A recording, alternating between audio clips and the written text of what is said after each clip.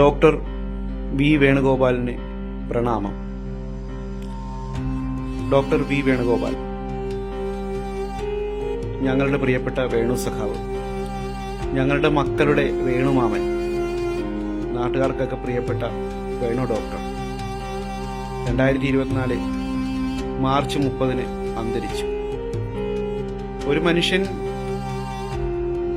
മരിച്ചു പോകുമ്പോൾ ഒന്നും കൊണ്ടുപോയില്ല എന്നാണ് പൊതുവെ പറയാറുള്ളത്.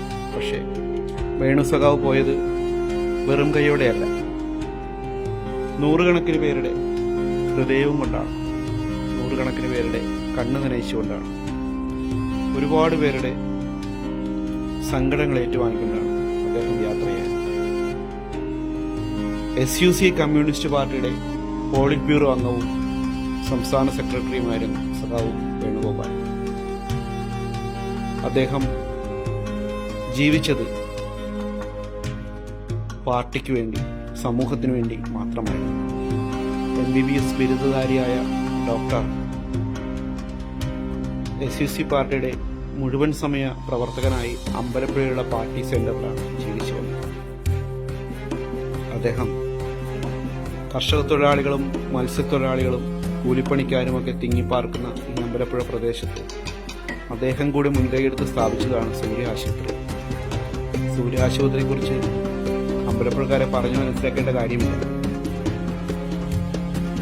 കൈവെള്ളയിൽ ചുരുട്ടിപ്പിടിച്ച 150 രൂപയുമായി ചികിത്സ തേടി വരാൻ പറ്റിയ ഒരു ആതുരാലയം വേറെ ഉണ്ടോ എന്നറിയില്ല, വേറെ കാണില്ലായിരിക്കും. അവിടെ ഇരിക്കുന്ന നിരനിരയായിരിക്കുന്ന രോഗികൾ കാണുമ്പോഴറിയാം എല്ലാവരും സാധാരണക്കാരാണ്. അവർക്കൊക്കെ ഒരു ആശ്വാസമായിരുന്നു ഈ ഒരു ആതുരാലയം. ഈ ആതുരാലയം സഖാവിന്റെ ഓർമ്മകളും പേരിൽ ഇന്നും അമ്പലപ്പുഴക്കാരുടെ പ്രതീക്ഷയായി നിലകൊള്ളുകയാണ്. സഖാവ് കൈപിടിച്ചുയർത്തിയ ഒരുപാട് പേരുണ്ട്.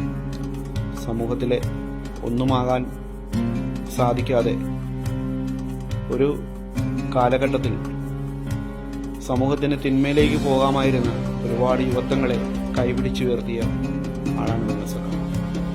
വേണുസഖാവിൻ്റെ സ്നേഹവും ശാസനയും ഉപദേശവും ഒക്കെ കേട്ട് ഒരു നല്ല മനുഷ്യരായി മാറിയവരാണ്